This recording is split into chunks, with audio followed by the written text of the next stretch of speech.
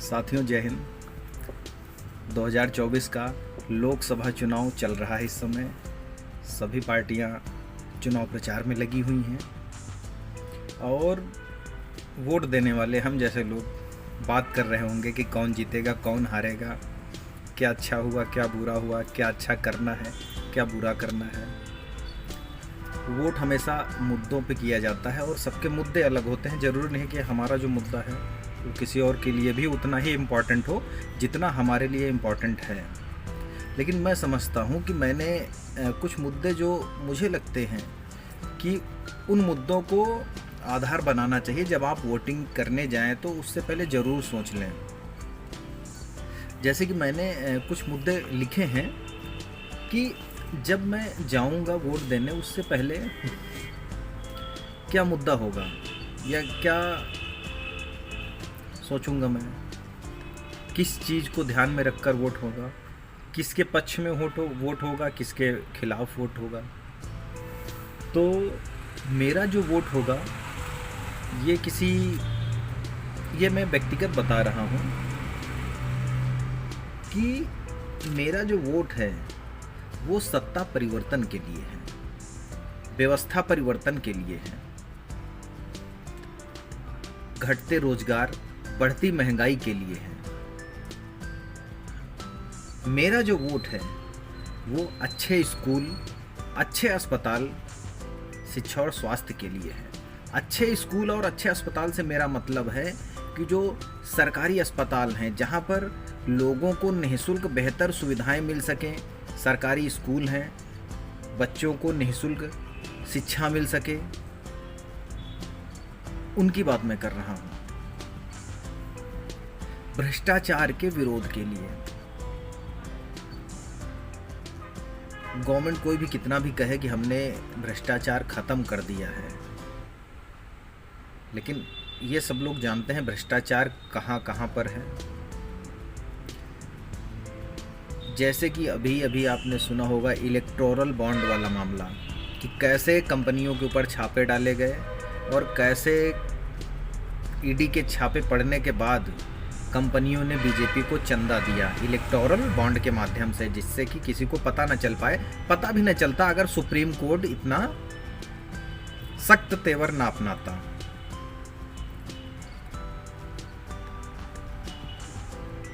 मेरा वोट जो 450 रुपये का सिलेंडर था, घरेलू गैस सिलेंडर, वो 1000 के ऊपर पहुंच गया।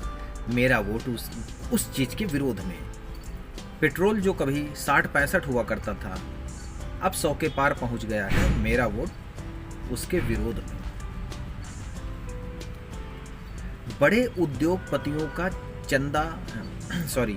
बड़े उद्योगपतियों का जो लोन माफ किया गया है, वो पैसा कहाँ से आता है? आखिर वो पैसा जनता के टैक्स का ही है। तो बड़े उद्योगपतियों का लोन माफ क्यों किया जाता है? मेरा वोट बड़े उद्योगपतियों के लोन माफी के विरोध में। अंबानी अडानी का नाम तो आपने सुना ही होगा कि कैसे गवर्नमेंट ने लाखों करोड़ रुपए का लोन माफ कर दिया है। यही पैसा अगर देश में गरीबों के स्वास्थ्य और शिक्षा पर लग जाए तो ज़्यादा बेहतर होगा, लेकिन दोस्तवाद चल रहा है वहाँ पर।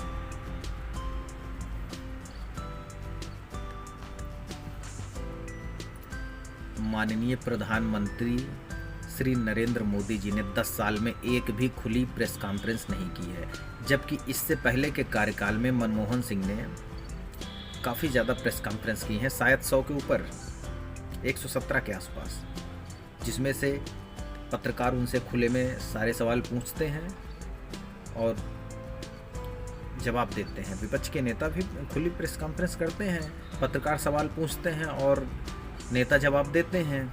लेकिन प्रधानमंत्री जी ने एक भी खुली प्रेस कॉन्फ्रेंस नहीं की। मेरा वोट सिर्फ प्रधानमंत्री जी के ना बोलने के विरोध में। बोलते बहुत हैं लेकिन खुली प्रेस कॉन्फ्रेंस नहीं की। महंगाई के मुद्दे पर, गरीबी के मुद्दे पर, बेरोजगारी के मुद्दे पर बोलते हैं।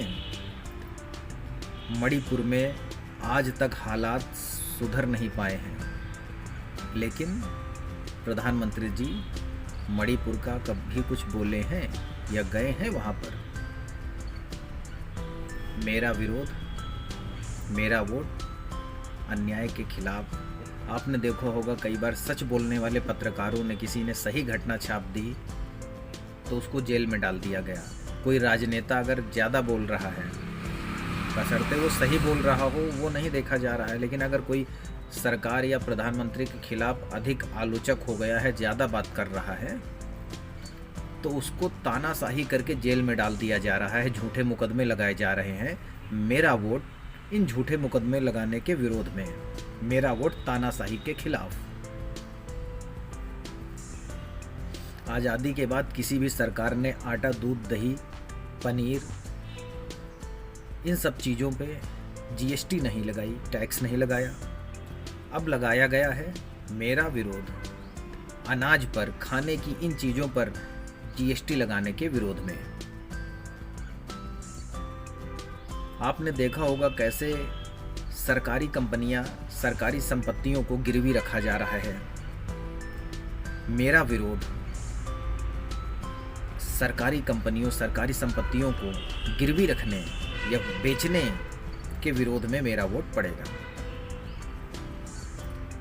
बढ़ती ठेकेदारी व्यवस्था, आउटसोर्सिंग प्रथा, इन सब के विरोध में मेरा वोट पड़ेगा।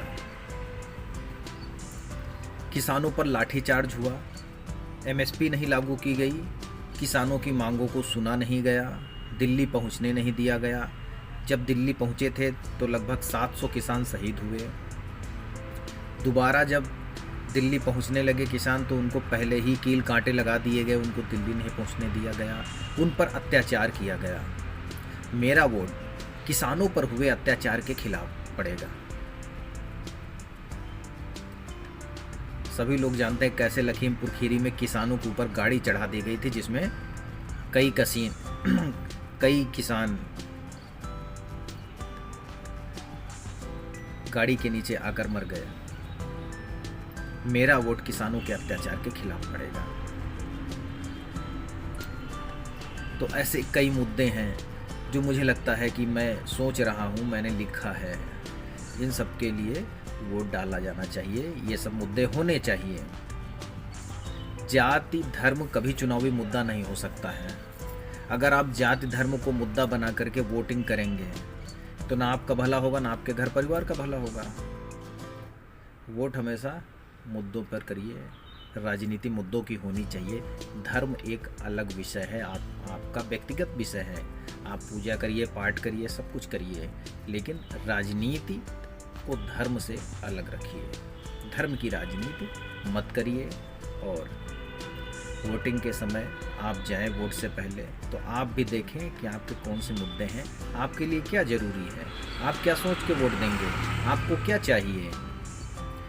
हिंदू मुस्लिम करना है, धर्म की राजनीति करने के लिए आप वोट कर रहे हैं, या फिर आपको शिक्षा, स्वास्थ्य और विकास के काम करने हैं। जय हिंद।